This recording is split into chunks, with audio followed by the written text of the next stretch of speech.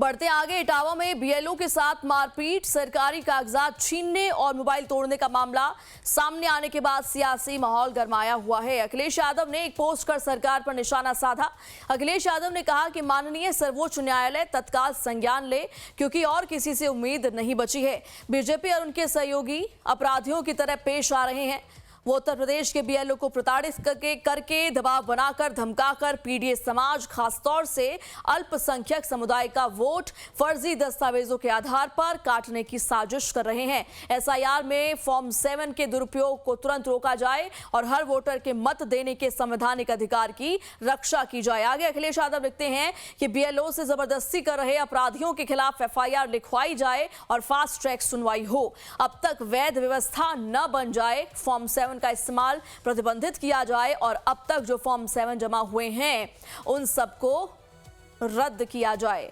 ये मांग है अखिलेश यादव की। देखिए क्या कुछ अपने पोस्ट में लिखा है, दिखाते हैं आपको। माननीय सर्वोच्च न्यायालय तत्काल संज्ञान ले, क्योंकि और किसी से उम्मीद नहीं बची है। बीजेपी और उनके सहयोगी अपराधियों की तरह पेश आ रहे हैं। वो उत्तर प्रदेश के बीएलओ को प्रताड़ित करके पीडीए का वोट काटने की साजिश कर रहे हैं। एसआईआर में फॉर्म 7 के दुरुपयोग को तुरंत रोका जाए और हर वोटर के मत देने के संवैधानिक अधिकार की रक्षा की जाए।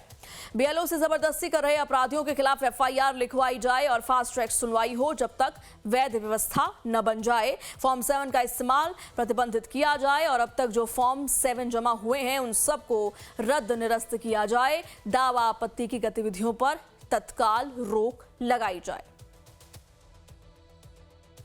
तो बीएलओ के साथ मारपीट का आरोप और अब अखिलेश की सुप्रीम मांग। उनका कहना है कि इस पर सुप्रीम कोर्ट जो है वो स्वतः संज्ञान ले, क्योंकि उन्हें किसी और से कोई उम्मीद नहीं है। तो बीएलओ से मारपीट का आरोप और उसके बाद मामले की न्यायिक जांच की मांग की है अखिलेश यादव ने और इस पूरे मामले को लेकर के बाकायदा एक्सपोज भी किया है। एक तरफ सरकार पर निशाना साधा तो वहीं मांग की गुहार भी की। वहीं मारपीट को लेकर घायल बीएलओ अश्विनी कुमार ने क्या कुछ कहा, सुनिए।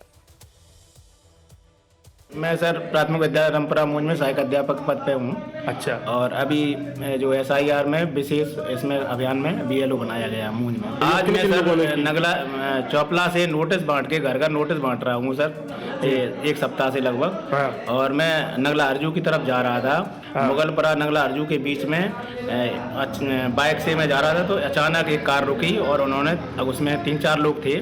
कौन कौन था? उसमें ध्रुव कटेरिया, हाँ, आगे बैठे थे, ड्राइवर था और एक उदय प्रताप कटेरिया थे, हाँ, पुत्र काशीराम। हाँ। इन्होंने सर कहा कि आप रुको और ये मुसलमानों के जो है बल्क में जो वोट आए हैं, हाँ, हाँ, इन पे आप साइन करो और इस पे रिसीविंग करके इन वोटों को यहाँ से हटाओ। ये लोग यहाँ रहते नहीं हैं, इनके वोट काटिए।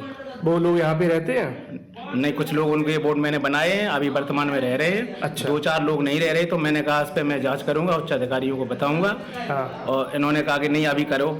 तो मैंने कहा मैंने उसकी फ़ोटो खींच ली जातों की या उसकी सरकारी डॉक्यूमेंट की कैसे फ़ोटो खींची, इसे डिलीट कर।